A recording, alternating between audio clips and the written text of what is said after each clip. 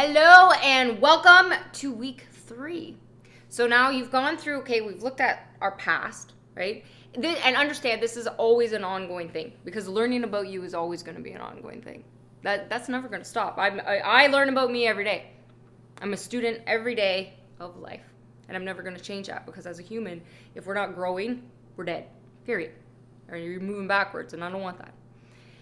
And sometimes that's with the history, we have to take a step back to take a massive step forward. That's different. That's absolutely okay. If anything, that might be exactly what you need to do to become more. That's what I had to do. I had to take massive steps back to go, hold on, just stop for a second to restructure my life to move forward, which is where most people wouldn't be willing or want to do. However, that was the best thing that I ever did, and it's why I recommend it to people. Just like step back and look at life and go, whoa. So we looked at, okay, we're taking a look at history, where we're at in the present. Now we want to really describe you. You, as we're getting to know you, describing you. Well, what does that mean? Well, all of those things in your life, any circumstances, your education, your family, society, the country you're born in, all the ability to travel, any of those things has been things that have shaped you in your brain, right?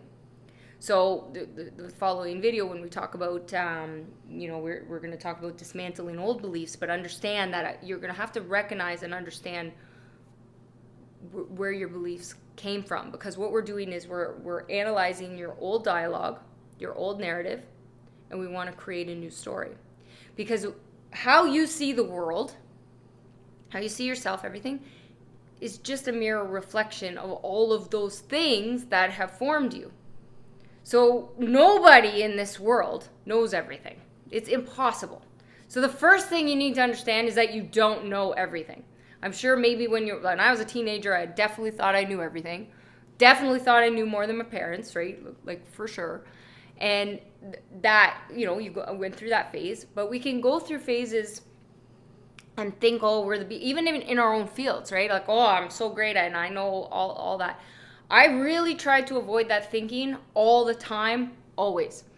Because if I look at life and say, somebody always has, every interaction has something to teach you. Every human, every person, everything around you has something to teach you. It's how you see it. How you see it. So getting through and understanding your own self-talk, right? So your own self-talk. When are you damaging yourself? And you are at different times, of course. We all do it. Everybody's guilty of it at some point. Of course we are. So where are you hurting yourself with your self-talk? What areas?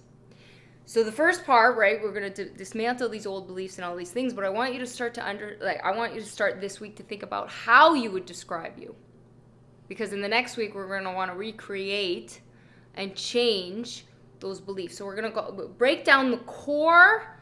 We're going to break down the core beliefs that you've had that have been holding you back that might not necessarily be true, right? Like, I had to understand as a sexually abused person, I was abused by men and women. I was abused by people that, like, it really messed up my belief, like, who I was, but I wasn't recognizing or bridging, like, thinking that really had the effect on me that it actually did in my beliefs. So underlining, even though I was always like, oh, I'm going to be an independent woman and blah, blah, blah, blah, and I was always doing those things, I still had an underlining belief that men, and I didn't realize this was a subconscious thing, were still more the dominant sex.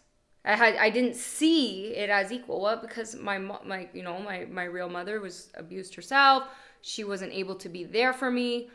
I love her and all of those things, but I was mothering her and I didn't recognize that. And then my father, same thing. Like, I didn't get, like, there's a lot of bonuses and different things, but I didn't get that, like, unconditional love, being able to just, it was always like, you have to work toward the next thing. Like, if you're not achieving something, if you're not working all the time, you're not good enough. So it was like, I didn't understand an unconditional love, and nobody ever really paid attention to all of me. The only person who paid attention to all of me was the person who was sexually abusing me, which was a huge mental issue, right? So my value and my role in life was very confusing. It was very confusing, and I had to work through that. But that took a lot of courage to look in the mirror and recognize where those patterns came from in the first place. So that's where I really want to challenge you on that when you're describing you, how you see yourself, and then we want to reform how you want to see yourself, and then and when you're describing you, is it you that's describing you, or is it somebody else's opinions describing you?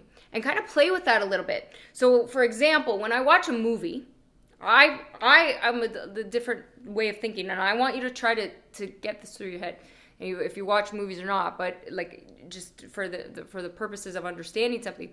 So if I watch a movie, I don't, we have a tendency, we identify with a character. Generally, that's a normal thing. Generally, the main character in that storyline.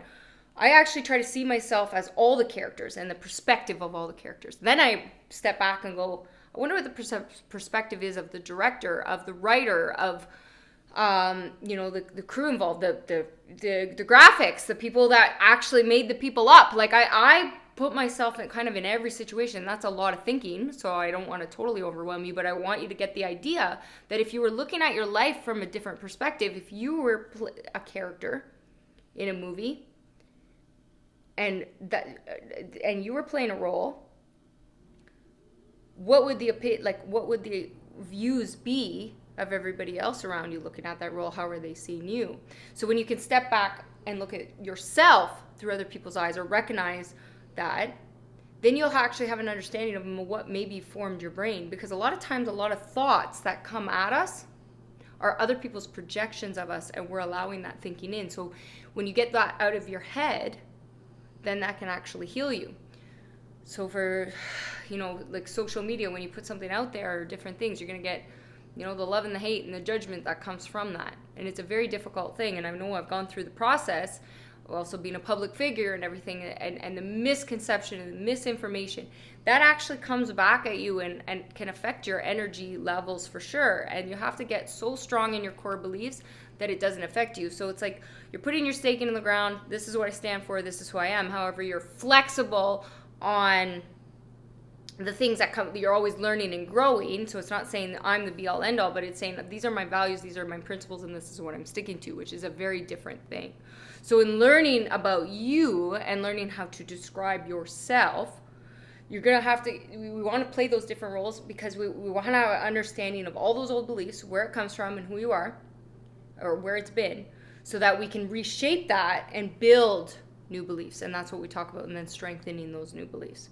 So that's where we're going to challenge your thinking. So this week, I want you're going to be describing you, all the ways you would describe you, all the things that you think, and then you can, and from different people's perspectives too. And talk to your phone about it at different times. This is how I would describe myself in this situation. This is how I would describe myself now in this situation. Because your character changes. Are you the same person at work that you are with your friends? Are you the same person with your parents or your children? No, you change. Your character changes. Why? You see, the reflection, when you're speaking to somebody else, you're a different person. If you've noticed, if you think about back when you had a crush on somebody, or you liked somebody, if you can remember how maybe you got nervous or different, or changed you, or you want to present yourself better to that person.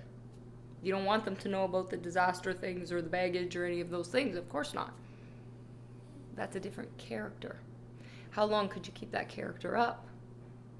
So the idea here is that we want to get you to the most authentic version of yourself all the time, that you can be authentic in every area of your life, where you're not putting on an act, you're living authentically, and you can be yourself. So when you're angry, you're allowed to be angry.